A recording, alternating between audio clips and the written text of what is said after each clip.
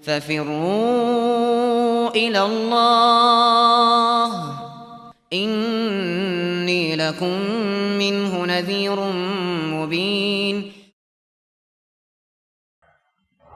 Mungkin ada pertanyaan dari saudari Amatullah di Amsterdam.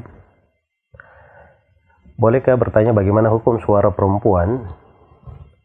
Apakah termasuk aurat atau bukan? Sebab saya ikut les bahasa Arab lewat Skype dengan seorang ustadz bersama grup akhwat masjid kami tanpa kamera dengan perantara bahasa Indonesia. Tapi saya juga ikut di luar rumah dengan guru akhwat bersama akhwat yang lainnya dengan dari bangsa Maroko yang diharuskan dengan perantara bahasa Arab saja. Berhubung saya belum fasih, maka saya ikut ekstra les dengan Ustadz Indonesia di masjid untuk agar supaya cepat paham. Apakah saya bersikap gulu dan tidak bersyukur serta kurang sabar dalam pembelajaran? Itu nggak ada masalah ya. Suara perempuan itu pada dasarnya itu memang dia jaga, dia pelihara, itu dasar.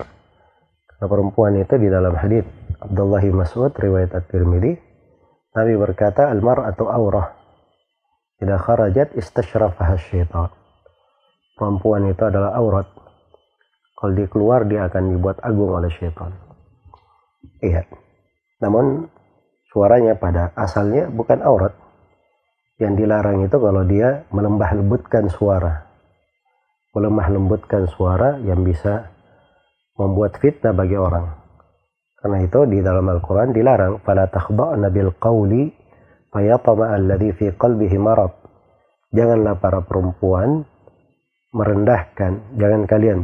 merendahkan, melembutkan suara-suara kalian sehingga orang yang ada penyakit di hatinya menjadi tamak. Itu yang dilarang. Tapi kalau sekedar dia berbicara diperlukan, apalagi dalam pembelajaran, ditanya oleh guru dia perlu menjawab ya untuk mengetes dia paham atau tidak. Dan ini di pembelajaran ada dari masa ke masa. Karena itu para perempuan di masa Nabi bertanya kepada Nabi Sallallahu Alaihi Wasallam, didengar suaranya oleh Nabi. Dan para perempuan di masa para tabi'in juga seperti itu dan berlanjut. Karena itu ada perempuan-perempuan dari ahli hadits, mereka meriwayatkan dari banyak guru laki-laki. Dan Aisyah radhiyallahu taala anha itu memiliki murid-murid banyak sekali. Ya. Dan kebanyakan murid-muridnya yang mempopulerkan hadits Aisyah radhiyallahu taala anha itu laki-laki. Sebagaimana istri-istri Nabi sallallahu alaihi wasallam yang lainnya juga yang dinukil hadits-hadits dan riwayatnya itu dinukil oleh para tabi'in laki-laki. Maka berbicara pada hal yang bermanfaat itu nggak ada masalah.